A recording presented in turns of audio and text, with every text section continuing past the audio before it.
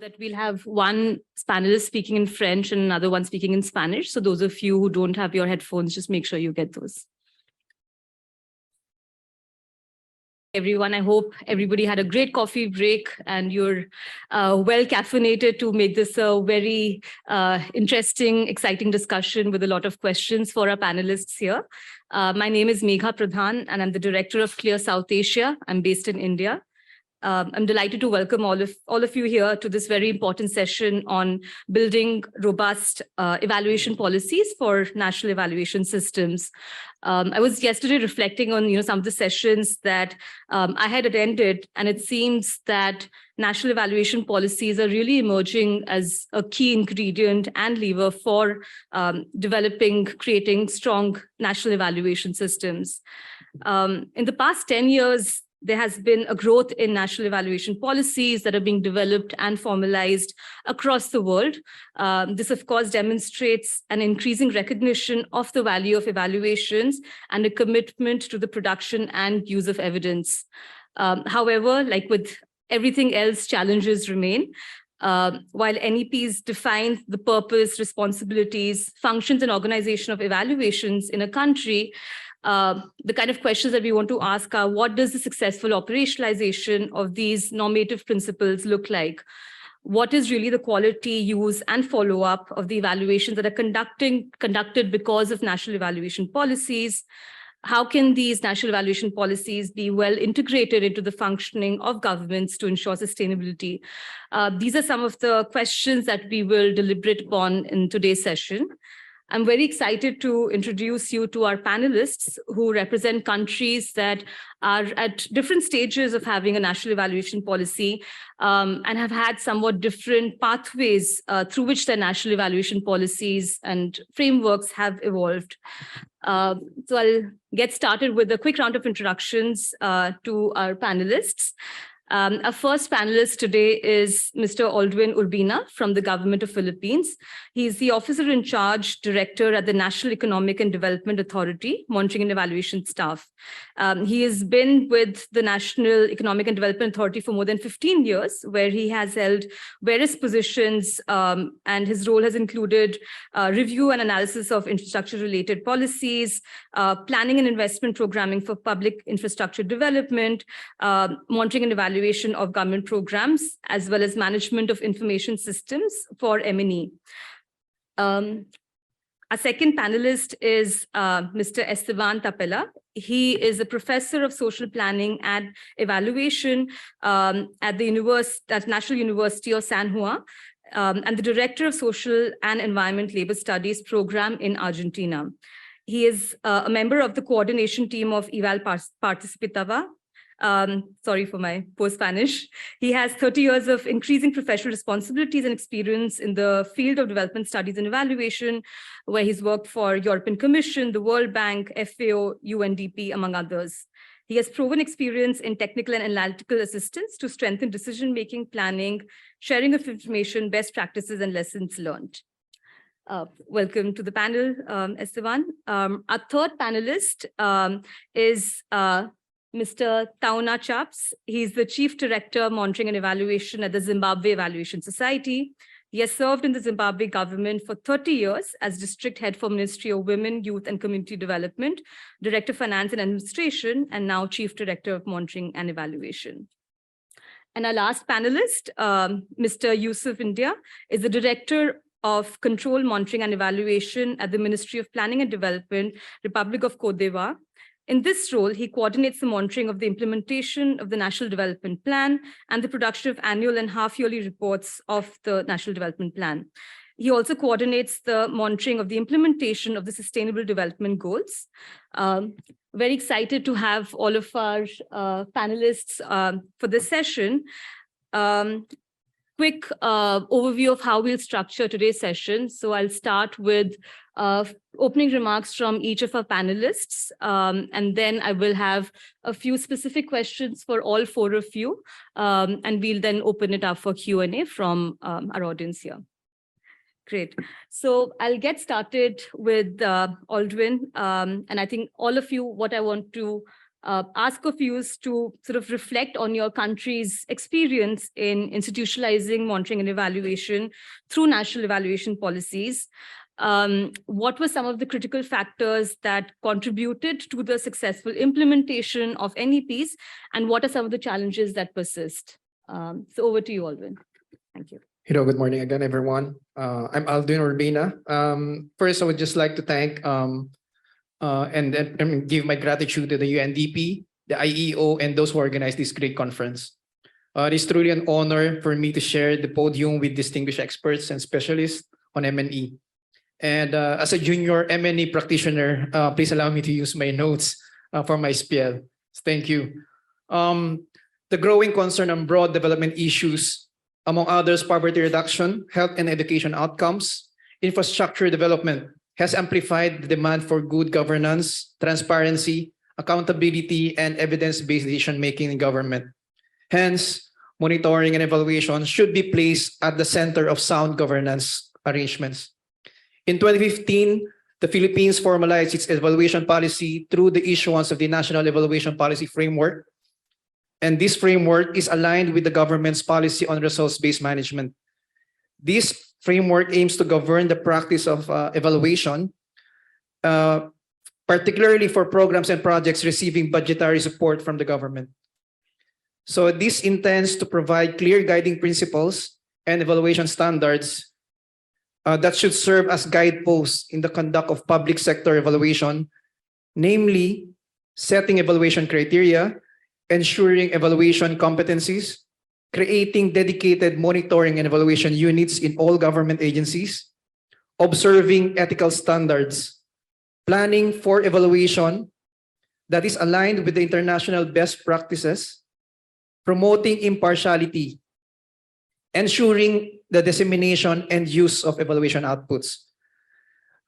The operationalization of the National Evaluation Policy Framework, however, has been stalled due to an impasse among major actors responsible for moving it forward, as well as other issues and challenges encountered with its implementation. Among these challenges include the varying levels of evaluation capacities across agencies, very limited budget for the conduct of evaluations, and difficulty in setting up independent evaluation units across agencies. Nevertheless, NEDA, my organization, and other institutions have continuously undertaken steps to standardize the conduct of evaluations, enhance evaluation capacity of agencies, and promote use of evaluation results towards bringing the evaluation agenda of the government to the fore. So among the initiatives of NEDA, first we have the Policy Window Philippines program, which is a joint initiative of NEDA, the Department of Foreign Affairs and Trade of the Government of Australia, and the International Initiative for Impact Evaluation, or 3IE. This started in 2014. So through this initiative, 5 evaluation studies were completed. Second initiative is we have the Monitoring and Evaluation Fund, or the M&E Fund, which was initially provided in the 2015 national budget of the government, basically to support the implementation of the National Evaluation Policy Framework. So this fund aims to capacitate NEDA to implement and manage evaluation, as well to enhance capacities of agencies on monitoring and evaluation. To date, a total of 17 evaluation studies on infrastructure, agriculture, environmental protection, and housing programs of the government have been completed. Other activities supported by the fund include the development of an information system for monitoring and evaluation and conduct of training workshops on impact evaluation. Next is the strategic M&E project. So basically, this was highlighted earlier. NEDA has partnered with the United Nations Development Program in 2017 to implement the strategic M&E project. This would strengthen the M&E capacities of national government to support the achievement of the development objectives of the Philippine Development Plan and the Sustainable Development Goals through evidence-based decision-making.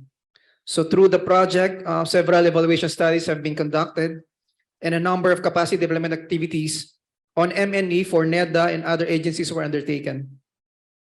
So basically, NEDA's partnership with UNDP entailed the procurement of evaluation consultants to support the management of the M&E fund. set up an online portal where evaluation outputs will be easily accessible, preparing online modules on evaluation for easy reference, formulating a national evaluation agenda, which would help generate the pipeline of evaluation studies to be undertaken by the government in the future. So since 2017, we have 6 evaluation studies that have completed under the project. And other completed outputs of the project include competency assessment framework and toolkit for crafting the national evaluation agenda. Recently, the project also facilitated the creation of the Central Evaluation Unit in NEDA, which is an interim unit to carry out evaluation functions, demonstrate the importance and benefits of a more proactive role in conduct and management of evaluation studies, and bring the focus and depth of practice of evaluation to be at par with monitoring. So this would allow NEDA to be in a better position to engender a culture of evaluation in the public sector, which is the primary goal of the National Evaluation Policy Framework. And last but not the least, we have the Monitoring and Evaluation Network Forum, or what we call M&E Forum. This was launched in 2011, and the forum created a venue for learning and knowledge sharing for sustained community of practice for evaluation practitioners within and outside the government.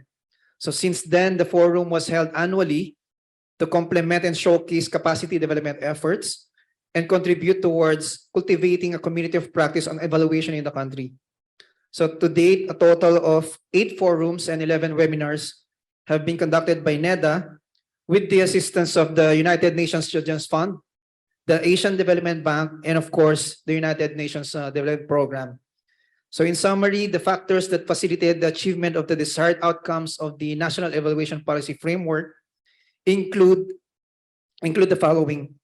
So NEDA taking on the leadership role in the implementation of the National Evaluation Policy Framework, partnerships, well, particularly with UNDP and the Department of Foreign Affairs and Trade of the Government of Australia and 3IE, to facilitate the rollout of evaluation initiatives, support and buy-in from the government agencies for the commission evaluation studies and other capacity development activities, clamor within and outside the bureaucracy towards results orientation, and of course, allotment of fund to spur public sector evaluation and rollout of the National Evaluation Policy.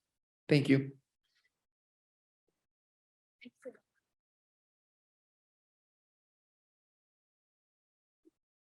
Esteban, over to you. Can we have the slides, please? Thank you.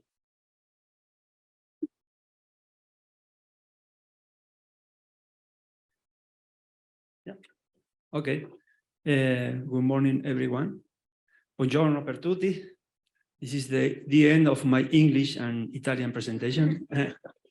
I will speak in Spanish.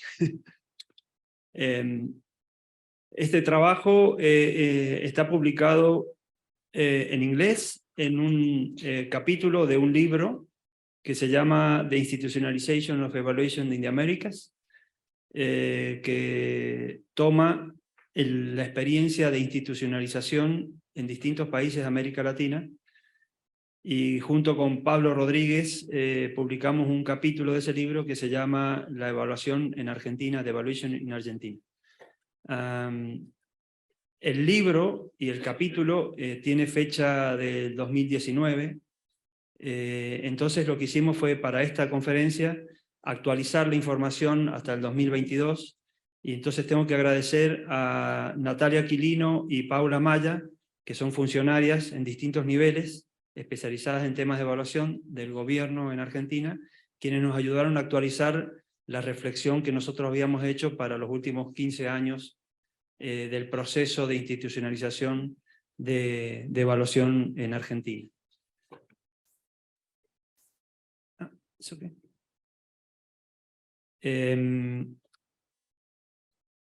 Es claro que en América Latina ha habido un proceso creciente de institucionalización de la evaluación en distintos países.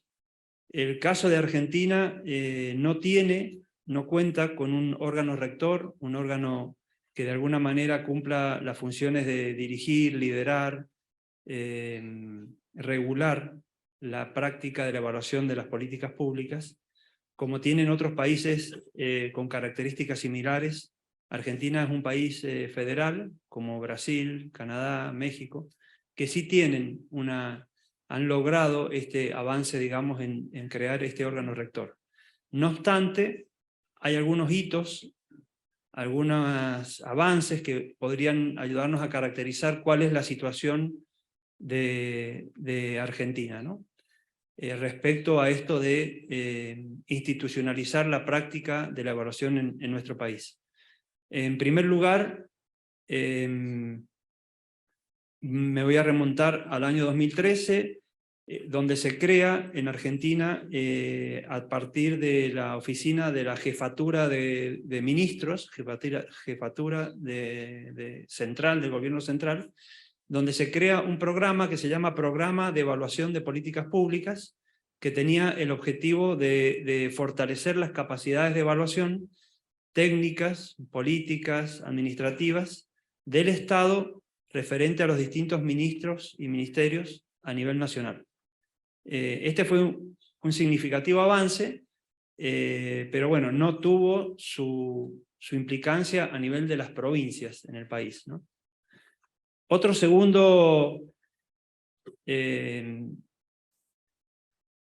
hito importante es en el gobierno del pasado presidente Mauricio Macri, entre 2015 y 2019, hubieron algunas experiencias que podríamos decir son como la antesala de la institucionalización y que tiene que ver con la sanción de algunas leyes importantes que podrían facilitar una mayor institucionalización de la práctica de evaluación. Una de ellas es una ley de acceso a la información pública que obliga al Estado, a través de sus distintos ministerios, a ofrecer de manera abierta información pública sobre los distintos programas y políticas que se implementan en el país. Al menos está la ley, no siempre se cumple, pero al menos existe una ley de acceso a la información pública. La segunda es la creación de una oficina de presupuesto en el Congreso, que también tiene que hacer pública el acceso a la información. Y la tercera es la firma de un decreto por el cual se crea un plan anual de monitoreo y evaluación, que es implementado por un sistema que se llama SIEMPRO, que es el Sistema de Información y Evaluación de Programas Sociales. Está básicamente focalizado en programas sociales, pero también es un avance. Es decir, estas regulaciones implican un avance en la institucionalización. El tercer hito que me gustaría destacar es ya en el 2020, en Argentina existe un Instituto Nacional de Administración Pública, y este instituto crea un programa de capacitación para los trabajadores de la administración pública, el cual este programa de capacitación introdujo a partir del 2020 muchas capacitaciones en temas de evaluación, como direcciones sobre prácticas de diseño, monitoreo, seguimiento, cuestiones técnicas respecto a cómo monitorear, cómo evaluar determinadas intervenciones, herramientas prácticas para poder aplicarlo. Es decir, se empezó a formar digamos, a los distintos actores del sector del gobierno central en esto de la evaluación, lo cual implica también ayudar a construir una cultura de evaluación en estos espacios, ¿no? El cuarto hito que me gustaría marcar es ya en la actual presidencia de Alberto Fernández. Hizo el anuncio, ni bien asume como presidente, de crear la Agencia Federal de Evaluación de Políticas Públicas. La creación, digamos, de esta Agencia Federal de Políticas Públicas está sustentada en dos ideas. Una, que las políticas públicas tengan una base en evidencia científica, que tengan o respondan a un criterio de rigurosidad técnica, y que los planes y programas anclados implementados desde el gobierno nacional tengan algún anclaje en este conocimiento para una mayor efectividad. Lamentablemente todavía no se creó la agencia, hubieron situaciones en el medio, como el COVID, que generó que el Estado tuviese que priorizar otras acciones, y luego, como consecuencias de la guerra, que no se ha mencionado mucho en la conferencia y me ha llamado mucho la atención, que ha impactado en todos los países a nivel global y en el campo de la evaluación de manera particular. Bueno, eso limitó las posibilidades del gobierno de crear esta agencia que fue iniciada, ¿no? Algunas de los logros, aún sin crear la agencia, tienen que ver con una mejora o una innovación en los mecanismos de monitoreo, particularmente en los programas sociales, un aumento de la especialización de la evaluación en muchas de las áreas del ministerio. Se están realizando más evaluaciones, pero sobre todo en el campo de política educativa y de política social. También se ha fortalecido el sistema de monitoreo, sobre todo de aquellos programas con financiamiento internacional que tienen o están asociados a los objetivos de desarrollo sostenible. Hay un fortalecimiento de los sistemas de monitoreo o seguimiento más asociados a la crisis sanitaria, particularmente la situación del COVID obligó a eso, incluso incorporó muchos abordajes participativos, con herramientas participativas, que ha sido también un avance para el sector público, que no tenía esa práctica de evaluación con metodologías participativas. Y hay un cierto aumento, podríamos decir, en el acceso a la información como resultado o como informes de evaluación, ¿no? Sin embargo, digamos, más allá de estos importantes logros, los desafíos que todavía tenemos, digamos, en el país, es lograr un sistema integral y nacional de planificación y evaluación de políticas públicas. Para mí, desde nuestro punto de vista, requiere dos cosas: convicción y liderazgo político, y un equipo de gestión que tenga competencias, herramientas y capacidades para poder realmente construir esta agencia y que tenga continuidad y sostenibilidad más allá del cambio de gobiernos o de partidos políticos que toman el gobierno en el país, ¿no? Hay que evitar, sería otro de los desafíos, la fragmentación que hay en la práctica de la evaluación, que se ve en distintos niveles. Por ejemplo, los programas sociales tienen un sistema propio, que mencioné recién, que se llama Siempro, que es un sistema propio de seguimiento y evaluación, que por un lado hacen distintas prácticas de evaluación. Por otro lado está la evaluación de planes sectoriales, es decir, cada ministerio, Ministerio de Economía, Ministerio de Agricultura, Ministerio de Educación, de Salud, tienen sus propias prácticas de evaluación y no siempre están articuladas. Por otro lado está la evaluación del uso del presupuesto, del financiamiento público, y por otro lado, también de manera independiente, la evaluación de los programas con financiamiento internacional. Y no existe un espacio de articulación, de conexión entre estas distintas prácticas. A eso yo le llamo que es un problema de fragmentación y que habría que resolver. Otra debilidad grande y desafío es que las evaluaciones que se hacen sean realmente utilizadas. Es decir, hay muy poco uso de los resultados de la evaluación, no hay un seguimiento de la adopción de las recomendaciones de los informes de evaluación. Entonces uno se pregunta, bueno, ¿qué implicancia tiene que hayamos crecido en cantidad de evaluaciones si esto no se traduce en una toma de decisiones acorde a estas evaluaciones que se realicen?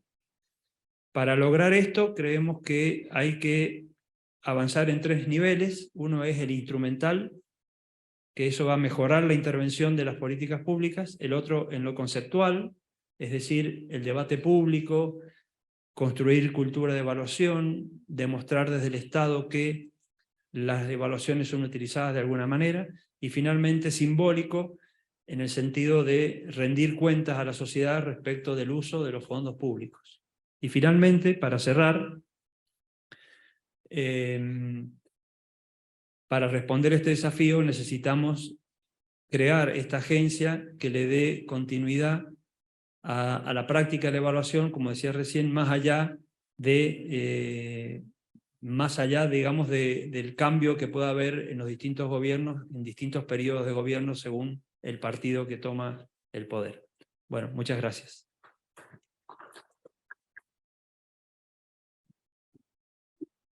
Thank you so much. And I think it was really interesting. I think I was just thinking about, what Alvin, you were talking about in terms of the experience in Philippines and how, you started with the National Evaluation Policy Framework. And after that, there have been attempts to really operationalize it. While I think the way, when S1, you were talking about, what the experience in Argentina has been, there's been incremental sort of changes and with the aim of finally having the national evaluation policy. So I think that contrast is really interesting. Mr. Chaps, over to you for your opening remarks. Thank you very much. Good morning, ladies and gentlemen. And thank you very much for giving me the opportunity to share with you the Zimbabwean experience on monitoring and evaluation, with particular emphasis on evaluation.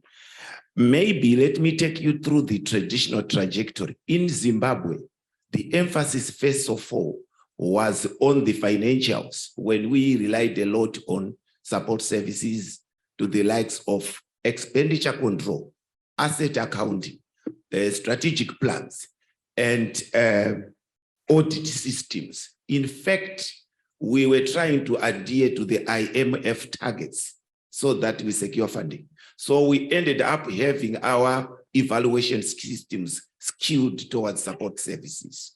But guess what?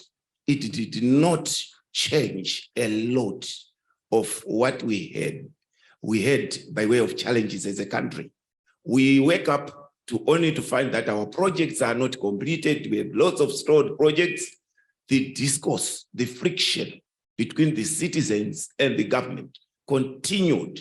And the cooperation between the government and the development partners, the civil society, continued with more problems.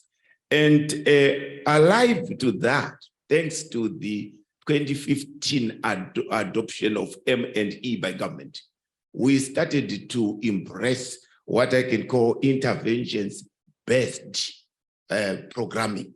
Because we used to celebrate some savings. When we make some savings arising from tight financial control, and we were requiring tight finance ministers, we thought that's the answer. But it wasn't the answer. We had those experiences, but when we have the citizens now taking the forefront, we started to find that the coordination of programs became improved, because the citizens themselves would say what they expect from the government. Believe it, I am not ashamed to say, citizens have gone through an evolution from medieval citizens of the Stone Age, to citizens of industrialized states. Those they started to push, to exert pressure on government to deliver. And we were not excused for that. So the space under which the citizens occupied, even in any planning, we started to look and view ourselves within the context of the citizens. So the Zimbabwean situation was such that we had to come up with 14 interventions, thematic areas. I think you can move down to 14. You can scroll it for me. Right, scroll again. You can do, yeah, move on. Right, no, the next one. Back again. Right there.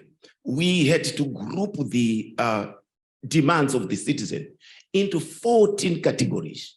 These 14 categories, they constitute the development strategy, which we call NDS1 development strategy.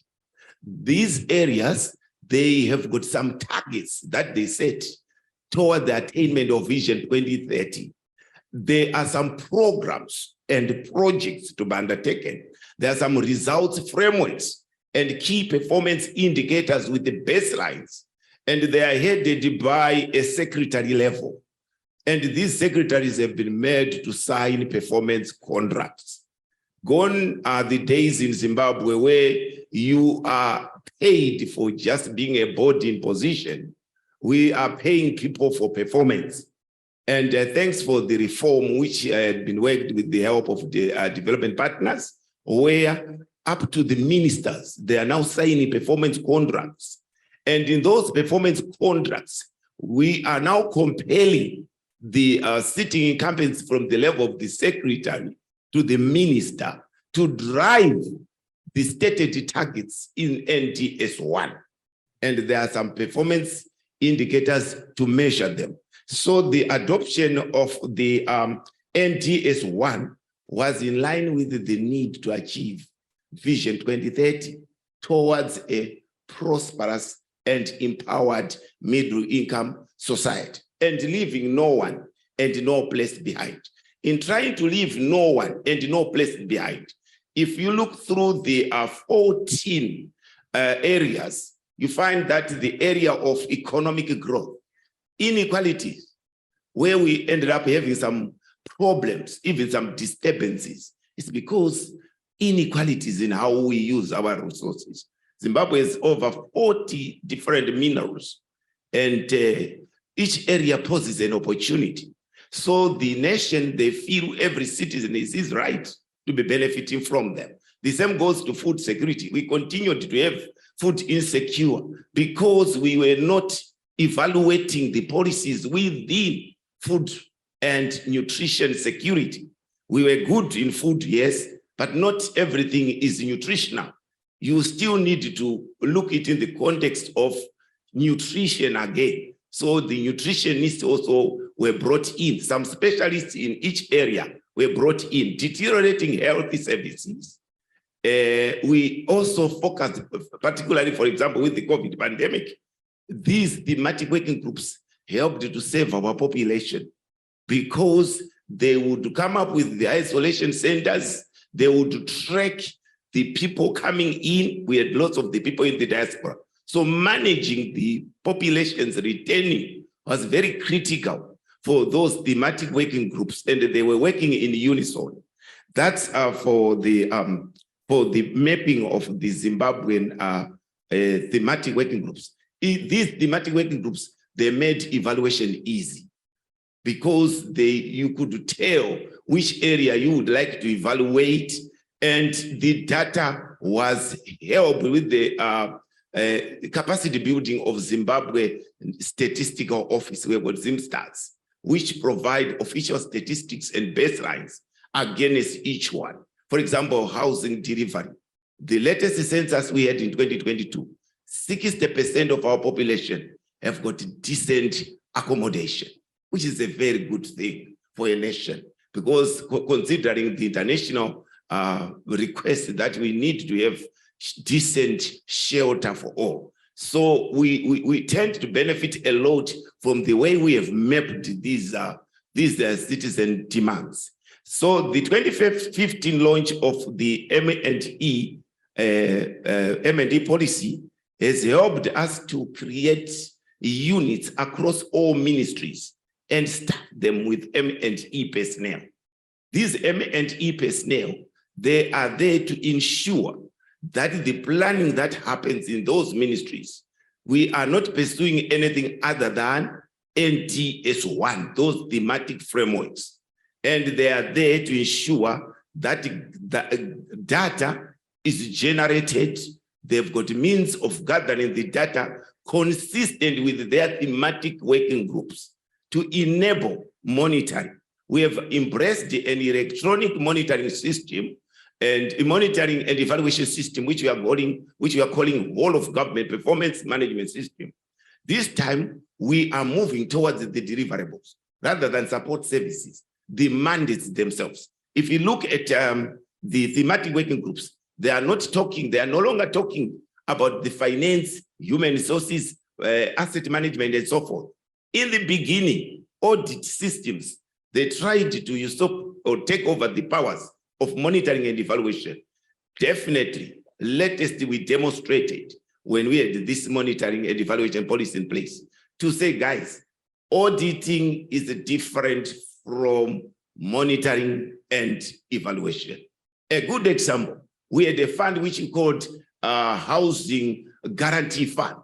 You know what an auditor would do? He would come and check whether no cent is missing, records are consistent with their audit standards, and bank reconciliation is being done, blah, blah, blah, blah, blah, like that. But in the context of evaluation, you are beginning to see the fund as an intervention. Then you start to question whether the objective of guaranteeing civil servants or the marginalized, to guarantee them to secure houses is being met. You come from a different side. So we used to celebrate things in the wrong context. So evaluation allowed us to unpack and see things that were not consistent with the citizens. And citizens of late have supported the government a lot.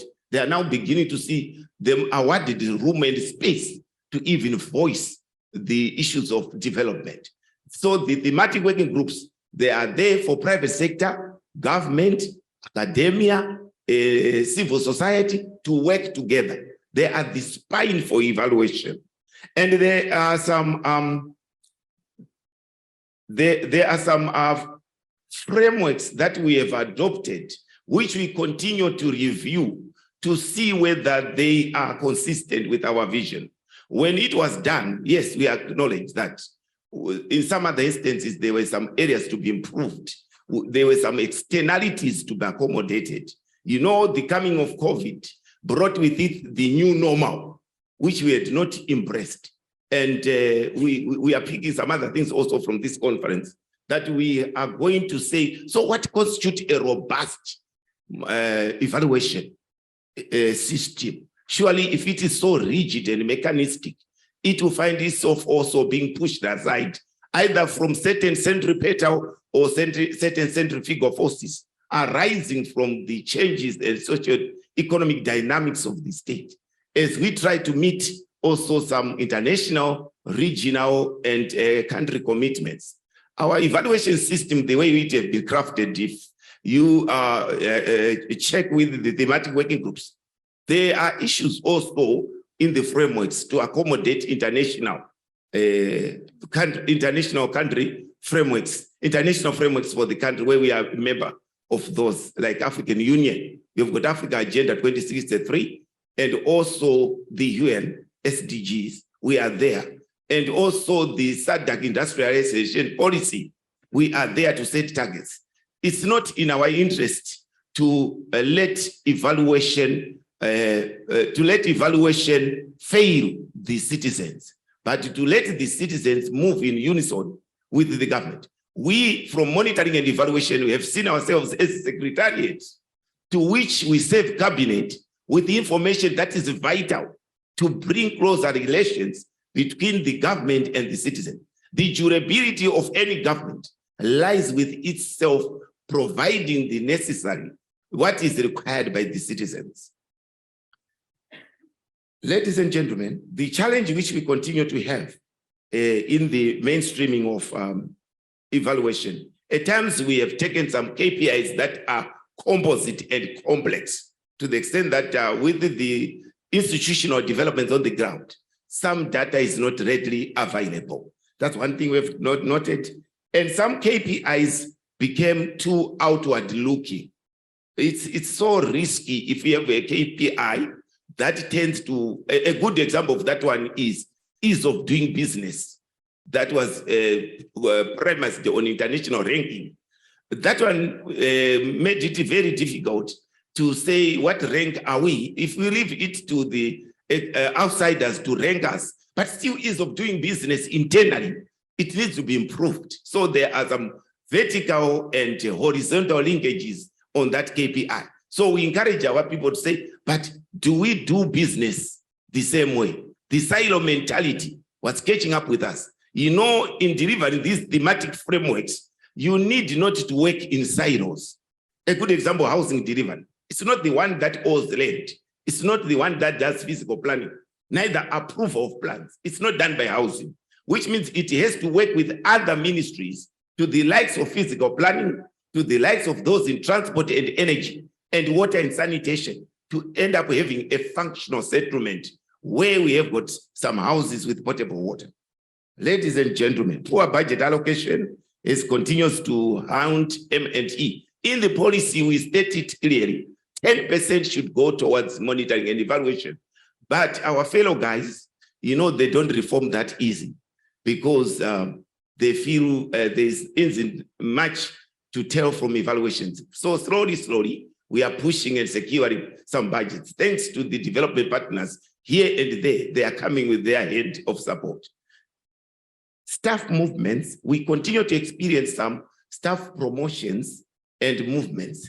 This has disrupted the electronic system that requires staff to work with credentials to log on. And those that have been capacitated, if they are continuously moving, you know, the traction for M&E is compromised.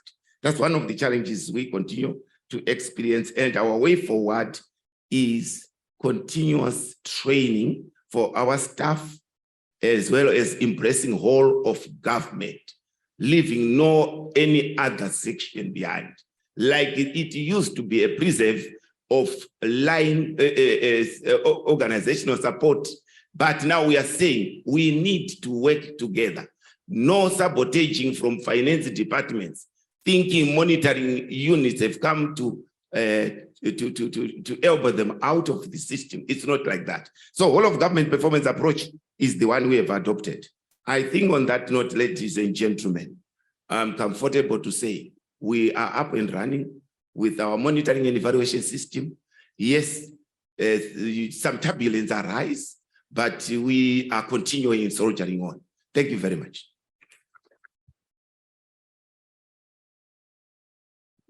Thank you so much. Mr. Yusuf, over to you to talk about your country's recent work in terms of passing a law on public policy evaluation, and what have been some of the critical factors, what are some of the hurdles that remain? Thank you.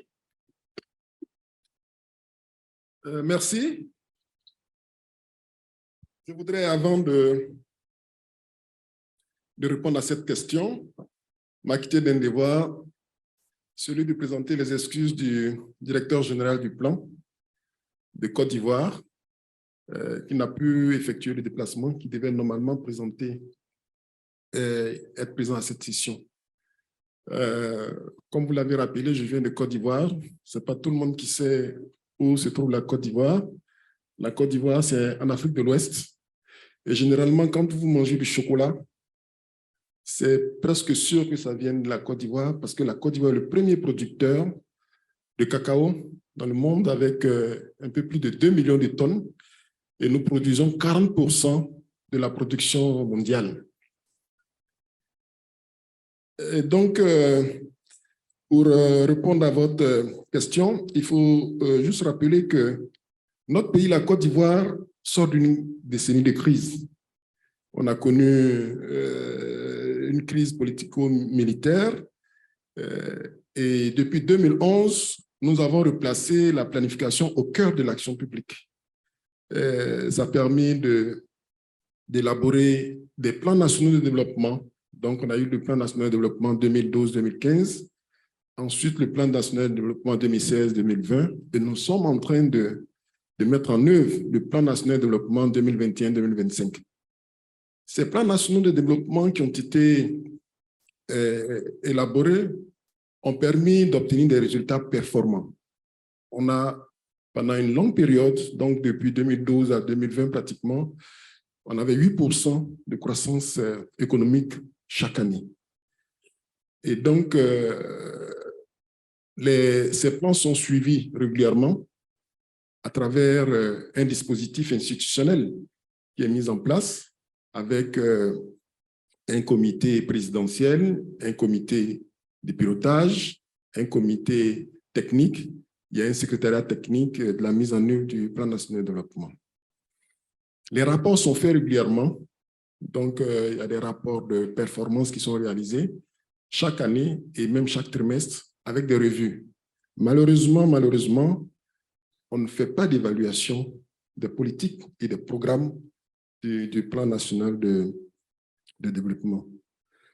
Et donc, dans ce cadre, on a généralement pour bénéficier de, je dirais, d'évaluation quand c'est des financements qui proviennent, par exemple, de nos partenaires techniques et financiers.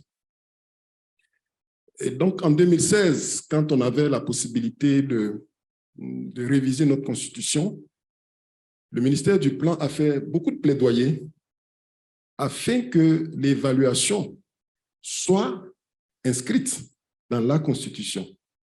Et donc, c'est ce qu'on a réussi à faire. Et donc, aujourd'hui, l'évaluation fait partie intégrante des missions, je dirais, du Parlement. Parce que le Parlement doit contrôler l'action de l'État, mais désormais, une nouvelle mission est celle d'évaluer les politiques publiques. Au point qu'il y a des commissions aujourd'hui d'évaluation qui sont mises en place au Parlement. Nous avons un Parlement à 2 chambres, donc il y a l'Assemblée nationale et le Sénat. Dans la même dynamique, nous avons également élaboré une loi sur l'évaluation des politiques publiques. Pendant toute une année, nous avons vraiment discuté avec toutes les parties prenantes pour l'élaboration de cette loi afin qu'elle soit consensuelle. Quand je dis les parties prenantes, nous avons le Parlement, donc l'Assemblée nationale et le Sénat. Nous avons également la Cour des comptes, nous avons l'Inspection générale d'État, nous avons en Côte d'Ivoire une autorité de la bonne gouvernance. Donc, toutes ces entités, avec les différents ministères et la société civile, ont participé à l'élaboration de cette loi, donc qui vient d'être votée, parce que c'est seulement en septembre 2022 que cette loi a été votée au Sénat, et au mois de juin, ça a été voté à l'Assemblée nationale.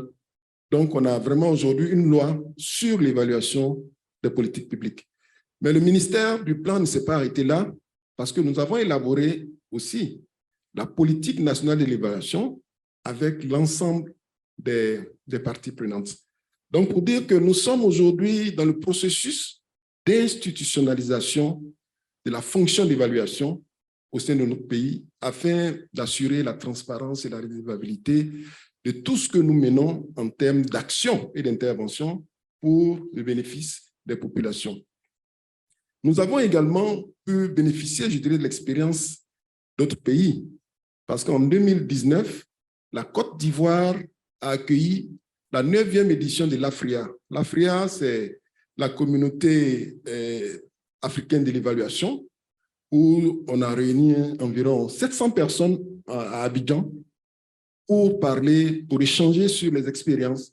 Et ça a permis de booster et de promouvoir également cette nouvelle fonction qui est en train d'être, je dirais, installée dans notre pays.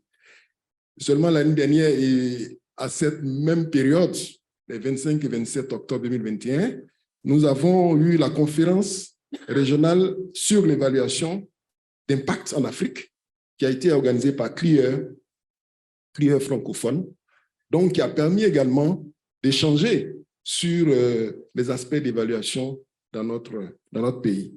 Donc, ces événements ont permis véritablement une prise de conscience de la place accordée désormais à la fonction d'évaluation dans notre pays. Donc, ces différents éléments ont véritablement contribué à faire en sorte qu'aujourd'hui, nous puissions véritablement mettre l'évaluation au cœur de l'action publique que nous menons. C'est vrai, nous avons un plan national de développement qui est actuellement en cours d'exécution, et pour l'évaluabilité de ce plan national d'évaluation, nous avons bénéficié également de l'appui de certaines structures pour nous permettre justement de rendre ce plan national d'évaluation et de ce plan national de développement, pardon, évaluable. C'est-à-dire que désormais, on a tous les instruments pour évaluer, par exemple, ce plan national de développement, qui n'était pas le cas, parce qu'on a eu 2 plans, 2012, 2015, 2016, 2020, qui malheureusement n'ont pu être évalués parce qu'on n'avait pas pris les éléments qui permettaient véritablement de pouvoir évaluer ces 2 plans nationaux de développement. mais désormais, c'est chose faite parce qu'aujourd'hui, on est à même de pouvoir faire une évaluation déjà en 2023 parce que le plan national de développement actuel est sur la période programmatique 2021-2025 et en 2023, on fera une revue donc, de ce plan national de développement. Ça va nous permettre de voir un peu ce qui a marché, ce qui n'a pas marché et quelles sont les mesures que nous pouvons apporter afin véritablement de corriger un peu le tir. Donc, on a un certain nombre de documents que nous sommes en train d'élaborer. La politique nationale de l'évaluation dont j'ai parlé tantôt, au mois de novembre, fera l'objet d'une validation par l'ensemble des parties prenantes avant d'être transmis au gouvernement pour que véritablement ce soit adopté. Nous avons également, pour l'opérationnalisation de la loi que nous venons de prendre, nous avons également élaboré un guide national d'évaluation des politiques publiques afin qu'on puisse avoir une démarche commune quand il nous faut évaluer les politiques publiques. Et nous avons également des journées ou des assises que nous allons organiser en fin d'année ou en début d'année prochaine afin de nous permettre justement, ce sont des assises qu'on appellera des assises sur l'évaluation, afin de pouvoir ensemble s'accorder sur l'opérationnalisation de cette loi, mais également l'opérationnalisation de la politique nationale d'évaluation, afin que véritablement l'évaluation qui est un peu le parent pauvre, je dirais, de la chaîne de planification. Comme vous le savez, la chaîne de planification, c'est la prospective, la planification, la programmation, la budgétisation, le suivi et évaluation. L'évaluation est un peu le parent pauvre. Le suivi se fait régulièrement, mais l'évaluation, on n'a pas encore réussi véritablement à intégrer cela dans tous nos programmes, dans tous nos projets. Et un des éléments importants par rapport à cette loi, c'est vraiment que chaque fois qu'on mettra en place des projets ou des programmes, c'est déjà de prévoir des ressources pour l'évaluation de ces projets ou programmes, ce qui ne se faisait pas par le passé. Et donc, ce sont vraiment des éléments importants. Nous avons également pas mal de défis à relever. Le premier, c'est vraiment la disponibilité des ressources, la disponibilité, je dirais, des données, parce qu'effectivement, nous n'avons pas, quelquefois, quand on veut avoir des données pour une évaluation, ce n'est pas toujours disponible. Et un des éléments importants également, c'est vraiment de faire en sorte que nous puissions, c'est la problématique des ressources humaines pour conduire les évaluations de qualité, pour permettre également à notre pays donc, de disposer d'une masse critique d'évaluateurs. Et pour ça, on a besoin de renforcer les capacités, notamment au niveau de l'administration, mais également au niveau de la société civile, afin de disposer de cette masse critique-là qui va aider à l'élaboration et à l'évaluation des politiques et programmes. Chez nous, le Parlement va s'occuper de tout ce qui est évaluation externe. C'est-à-dire, on a souhaité, et ça c'est dans la Constitution, que l'évaluation soit faite par le Parlement pour éviter que l'exécutif qui met en œuvre soit en même temps juge et partie. Donc, c'est vraiment le Parlement et son bras séculier qui est la Cour des comptes qui vont faire vraiment les évaluations indépendantes. Et puis, au niveau de l'exécutif, notamment de l'inspection générale d'État et surtout du ministère du Plan de Développement, qui est un peu la cheville ouvrière de tout ça, on va faire des évaluations internes et aider notamment les ministères à faire des auto-évaluations. Donc, voilà un peu ce que je voulais dire sur notre pays. Je vous remercie de votre attention.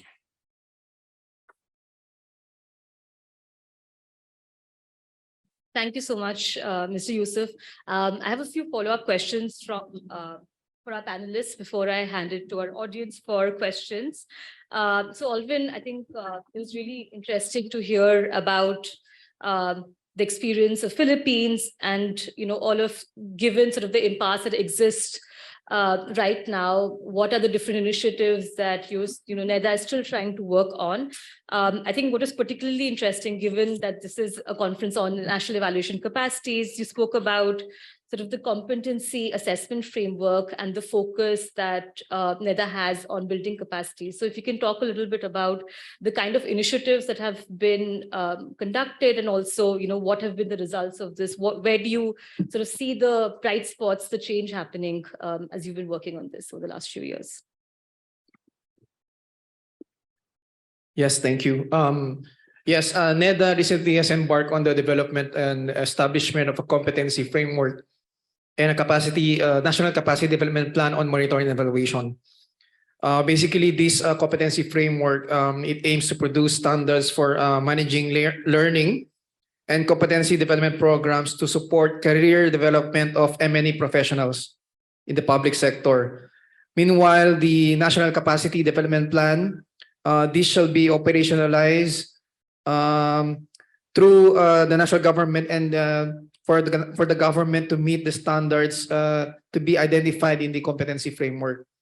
So among the recommendations for the development of the National Capacity Development Plan on monitoring and evaluation include that our organization, NEDA, and the Civil Service Commission should build technical knowledge at the individual level while incorporating opportunities for hands-on application. So initially, training can be more focused and supported by external organizations. However, the government should establish a structured training program for evaluations that is widely available, along with supplementary learning resources such as handbooks. Eventually, internal learning and methodologies such as mentorship and peer-to-peer learning will be feasible as competencies will be more developed. To effectively develop capacities, technical knowledge of evaluation should be complemented by opportunities for hands-on application. Agencies should also be able to draw on existing evaluation projects if available, and if not, projects may be commissioned to spur evaluation activity. So processes to generate evaluation demand should also be institutionalized at the agency level through an evaluation agenda, and at the national level through the integration of evaluations into the budget process and incentivizing the use of evaluations. Capacity development and practice of evaluations should be supported by a culture of evidence-based decision-making to ensure mainstreaming. This entails having an institutionalized evaluation unit to manage and advocate for evaluation activities within each agency within the bureaucracy. This unit should ensure that prioritization and utilization of evaluations are integrated into the higher level processes, such as agency planning and project development. Finally, documentation of M&E activities and learnings also ensure that new program teams can leverage on institutional knowledge built from previous initiatives or projects. Thank you so much. Tauna, so over to you. So I think it was really interesting to hear about how you've identified these 4 sort of thematic areas of interest, and especially given that Zimbabwe has had this national evaluation policy since 2015. It'll be great to hear about, say, 1 or 2 concrete examples of how post the adoption of this policy, evaluative evidence has actually been used to come up with better public sector policies, programs. Again, I think we've been, of course, talking a lot about some of the challenges that countries face, but I think to focus a little bit on, where is it that the bright spots exist, and where is it that, other countries can learn from in terms of what works. Over to you. Thank you very much. Since the approval of the monitoring and evaluation policy, we have also placed the great emphasis on its pillars, particularly the environment, which is the political support, because the terrain was spoiled by auditing, which tried to insinuate that monitoring is witch hunting, which is not, but it's collaborative development. So we have continued also to reinforce that thinking, and also the issue of institutional support, because the institutions themselves, they embraced this new development without real resource support. And the people whom we have appointed into those institutions, they are yet to understand. We developed the evaluation guidelines for them to be guided accordingly, because we were afraid that not each evaluation will be value for money if we let it loose. So the guidelines themselves, they are there to guide them on which evaluations are so critical given the nation's trajectory towards Vision 2030. We wanted evaluations that is national results, not results that are of a lower level. Then the personnel skills, we tried to work with the Public Service Commission, that is some training departments.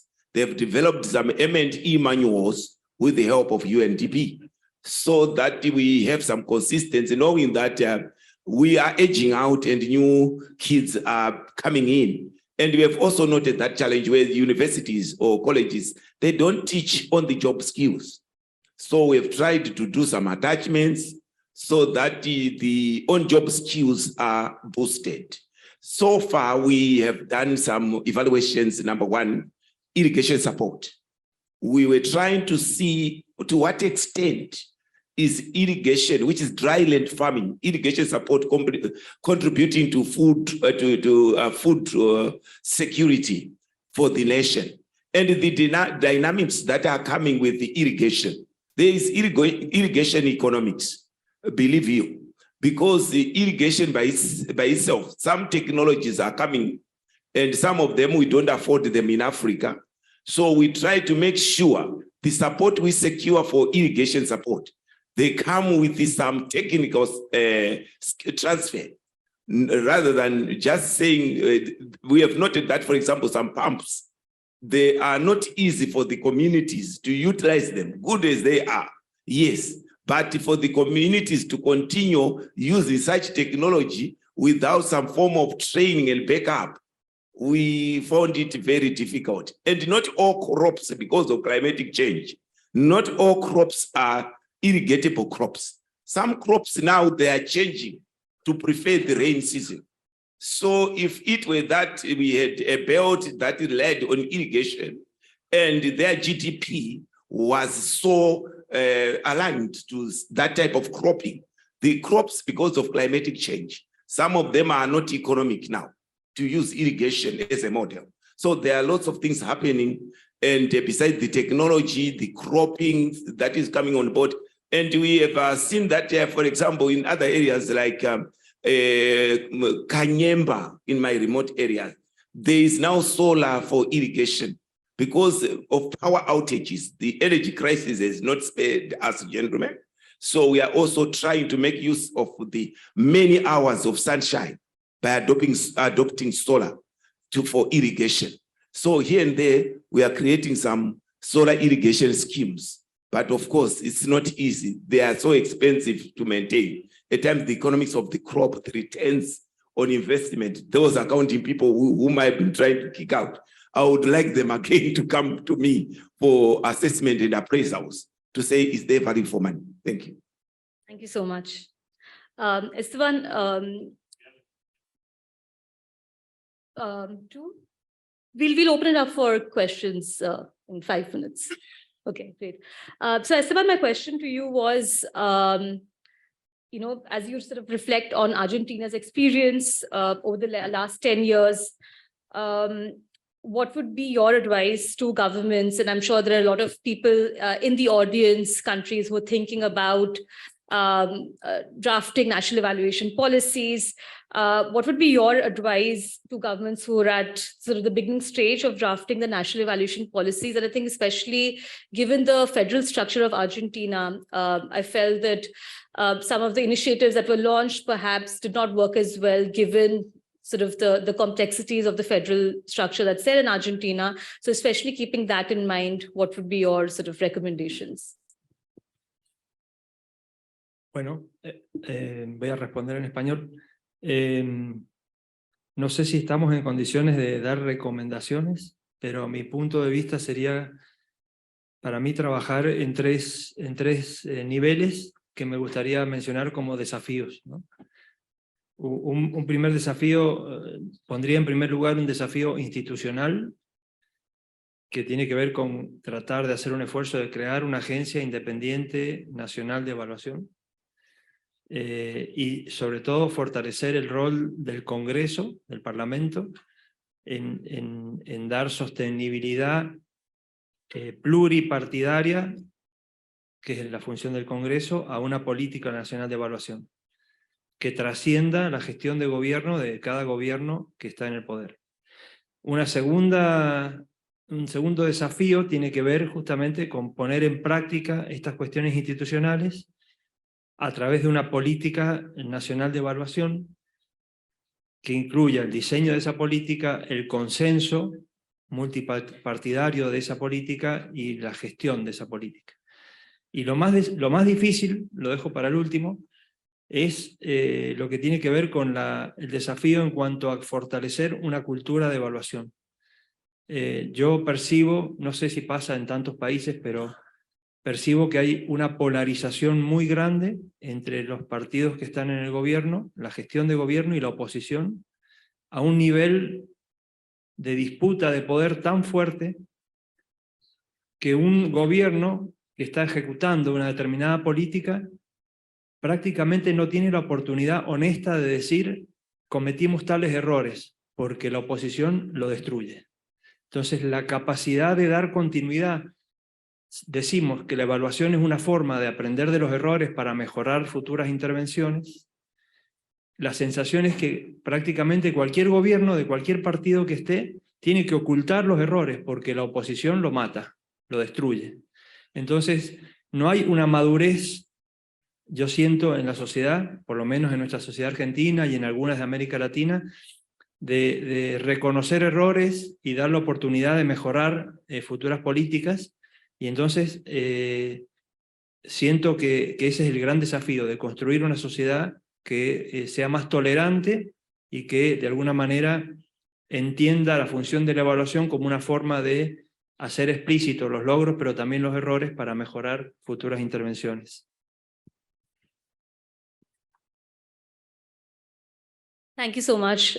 So we have 8 minutes left, so I will now stop and hand it over to the audience over here for questions and answers. So we'll have 3 people go initially. Ma'am, you. There was, I think, yeah, you can go. And so, great. Please. Just introduce yourself as well. And if you're asking the question to somebody specific, let us know. Thank you very much. My name is Sarah Ngoba from the DPM, from the Department of Planning, Monitoring and Evaluation, South Africa. So I was listening to the presentation from Argentina where their greatest struggle was around the use of evaluations. It's something that we are also experiencing in South Africa, especially for national evaluation systems that have gone for a decade. And this is the experience that we have. And I had an interest in the Philippine presentation where they spoke about incentives for use of evaluations. I'm interested to know as to what kind of incentives really are you, because I noted the challenge in Argentina, which I could identify with from South Africa. Thank you. Bien, merci. Je suis Nandro Mara Abila, je suis magistrat de l'ordre financier à la Cour des comptes du Gabon. J'ai plutôt une question qui va être adressée au doyen, donc Monsieur Youssouf de la Côte d'Ivoire. Le Gabon, tout comme vous, est actuellement en train d'élaborer une politique nationale d'évaluation. Donc, je serais curieux de savoir un peu quelles ont été les motivations pour l'élaboration de cette politique et quelles ont été les étapes justement que vous avez suivies pour l'élaboration, et est-ce que vous avez éventuellement pris des garanties pour l'opérationnalisation de cette politique nationale? Parce qu'en général, c'est un document de trop, de plus, qui pourrait être éventuellement mis dans les tiroirs. Bien, merci.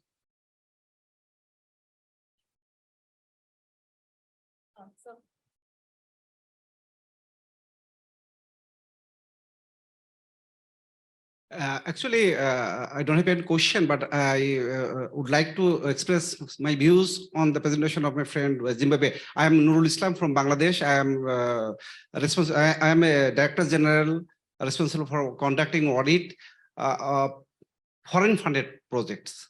So last 3 days, I'm here, and this is the first time I am attending this sorts of initiative, event related conference. And my understanding is that auditing and M&D based on interrelated, not difference, because auditing, there are 3 steps of auditing. One is financial auditing, compliance auditing, and performance auditing. And what performance auditing achieve, we are trying to achieve, we are trying to see that the objectives sets in the first, that is achieved or not. So I think that M&E also doing the same thing. What is the objectives of the project or objectives of the office, and at the last they're achieving or not. And I am preparing so much report and submitting it to the parliament, and also submitting to the development partners, and they are taking their decision on the basis of my reports. Thank you very much. Thank you. So we'll just take one more question and then we'll have the panelists. Yes, I'm Gwen Olebumas from the Gabon. I have 2 points. In a Philippine experience and a Zimbabwe experience and Argentina experience, I not hear about quality assurance. Quality assurance is the activity who make the quality of evaluation. Can you tell us a little bit on the quality assurance, and how in the three country, have you the product, have you produced the evaluation? Who use this evaluation? Is the political, is the society civil, is the university party? I want a little bit about it. I don't hear about a national evaluation system of statistics.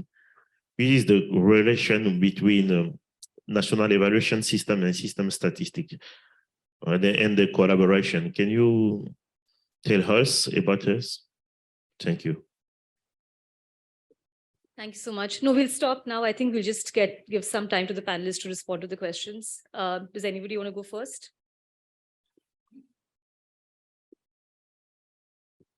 Thank you very much. Maybe let me start by responding the issue of auditing versus evaluation. By background, if I am a university and you enroll for auditing and another one enrolls for evaluation, you meet different lecturers and you meet different theories and concepts. Yes, they are there for risk management, but the one that is really for risk auditing is compliance. It's more of compliance to certain standards. These standards could have been set by evaluation. So auditing is cross-cutting. You can audit assets. You can audit human beings, which is human resource. You can audit some policies. You can, it goes and tracks on the issues of compliance. But evaluation, you are coming from scratch. You are confronting a citizen. You are looking at a state of deprivation. Then you start to say, what manner of intervention should I bring in collaboration with the citizen or beneficiary? In auditing, you come sneaking, and you just want to penalize someone. In evaluation, I'm not born to penalize anyone. I'm born to groom. And also we have got what we call self-evaluations. We don't have self-auditing. Self-evaluation, self-introspection, self-reflection to motivate yourself and move forward. So there is a very big glaring difference between the two. Even the certificates are so different from different bodies. So I'm sorry to say so, but that's the reality. And we are battling with this reality in my country. because they want to be paid the same, they want to speak the same, but they, in auditing, you don't even promise you are coming. You just want to get them red-handed. I don't go for monitoring. If I go for monitoring and I don't advise, I don't get anyone to give me the information in the first place. And I will waste the resources traveling all the way. And some people will not even comply. So those, if you get to the subjects, when you're interfacing with those subjects, you start to see how different they are. Thank you very much. I will take just one of the question connected with the use. Sorry, I'm speaking in English. Voy a contestar en español.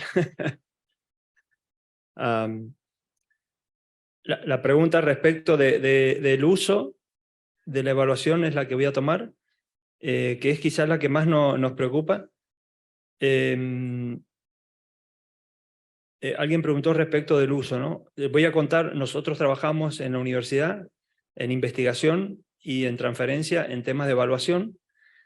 Y habíamos trabajado un proyecto de investigación que nos preocupaba, el tema de investigación era cómo encontrar evaluaciones cuyos resultados sean utilizados para mejorar la política pública y que esta mejora en la política pública implique mejoras en la calidad de vida de la gente.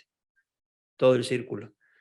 Estábamos muy esperanzados cuando diseñamos el proyecto, hicimos una convocatoria masiva a través de la Red Argentina de Evaluación y de todas las entidades públicas que contratan evaluaciones o grupos de consultores que realizan evaluaciones.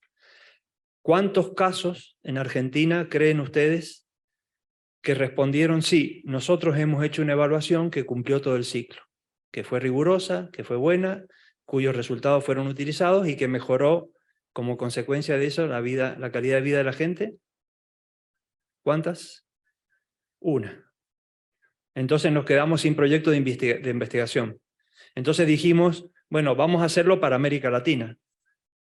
Replicamos la apuesta, hicimos una convocatoria durante un año, entrevistamos a más de 700 evaluadoras y evaluadores de América Latina y cerca de 350 tomadores de evaluación, gente que contrata evaluaciones.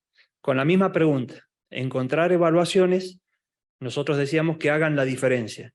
Bueno, logramos identificar solamente 7 casos en América Latina que hubiesen cumplido con este círculo virtuoso de la evaluación. Están contados en este libro que se llama Leaving a Footprint, Stories of Evaluation that Make the Difference, y que son como los casos emblemáticos que explican el por qué estas evaluaciones realmente fueron pertinentes y fueron utilizadas para mejorar el programa y para mejorar la calidad de vida de la gente. Una de las cuestiones particulares en común de estos 7 casos es que fueron evaluaciones con una fuerte participación de los usuarios y beneficiarios de los programas que eran evaluados.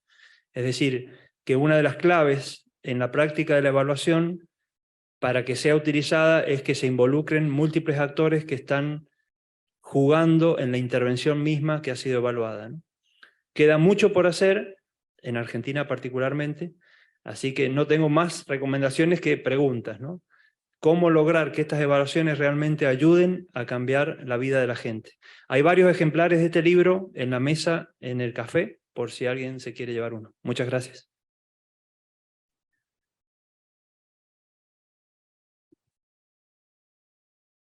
Merci. Par rapport à la question posée par le représentant du Gabon, il faut dire que, un peu comme on l'a expliqué, notre pays a connu des performances économiques remarquables. Mais je dirais les citoyens lambda restent en attente des retombées de cette politique, de cette performance économique. Et donc, c'est véritablement je dirais l'évaluation qui va nous permettre de pouvoir dire si on ne pouvait pas faire mieux. Je prends juste un exemple. En 2011, on avait 33% des localités de notre pays qui étaient électrifiées. En 2020, on a atteint 80%. Il y a vraiment des résultats importants qui ont été réalisés. Mais l'évaluation devrait nous permettre de voir si on ne pouvait pas améliorer, parce que c'est vrai, quand on regarde les indicateurs, d'emblée, c'est déjà bon. Voyez? Donc, l'évaluation, c'est l'instrument qui va nous permettre de savoir ce qui a marché, ce qui n'a pas marché, et ce qu'il faut faire pour améliorer. Et donc, la politique nationale de l'évaluation est un peu cet instrument qui va permettre de déterminer les principes directeurs, je dirais, de l'évaluation, les mécanismes et les dispositions pour encadrer la pratique. Vraiment, c'est dans ce cadre-là que nous voulons élaborer la politique nationale de l'évaluation. Ce qui a été fait, mais maintenant, comment garantir son opérationnalisation et tout ça? Oui, ça, il faut que ce soit porté au plus haut niveau. C'est-à-dire que, c'est vrai, la politique est élaborée, mais il faut que ce soit au niveau même de nos autorités qui puissent s'approprier le document. Donc, le document devrait être validé, par exemple, en Conseil des ministres, pour dire que c'est vraiment un document important dont il faut pouvoir suivre. Donc, ce sont ces éléments-là qui devraient nous permettre justement de garantir, comment dirais-je, son opérationnalisation. Et puis, dans la loi que nous avons réalisée, il y a une disposition particulière qui demande que des ressources soient mises à disposition pour l'évaluation des politiques. Et ça, c'est un élément important, puisque sans ressources aussi, il ne faut pas compter sur les partenaires. Il faut que nous-mêmes, au sein de notre administration, au sein de l'exécutif, qu'on puisse dégager des ressources pour l'évaluation de nos politiques. Et ça, par exemple, la loi, comment dirais-je, mentionne qu'il faut qu'il y ait des ressources pour cela. Et en plus de la loi, on aura également des décrets d'application de cette loi, donc qui vont permettre de savoir un peu les jeux de rôle, qui doit faire quoi, les responsabilités de certaines organisations pour permettre véritablement de mettre en pratique cette politique et cette loi que nous allons prochainement opérationnaliser. Voilà un peu la réponse que je voulais donner. Merci.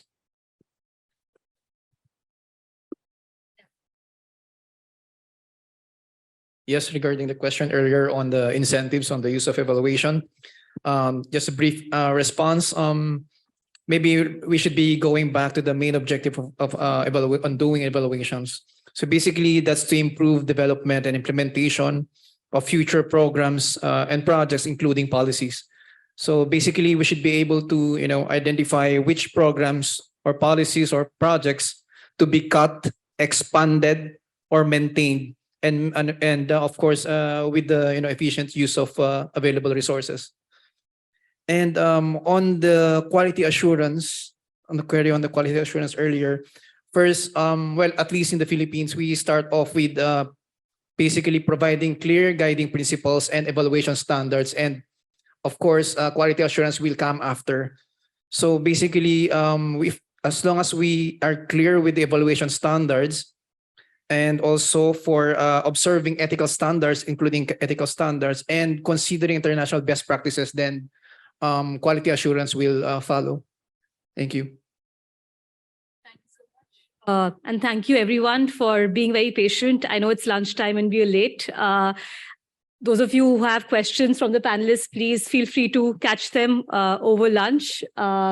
But very, very thankful to our panelists for, I think, sharing their experiences in a very honest and candid way. I think it's very clear that, having a national evaluation policy is important, but it's not an end.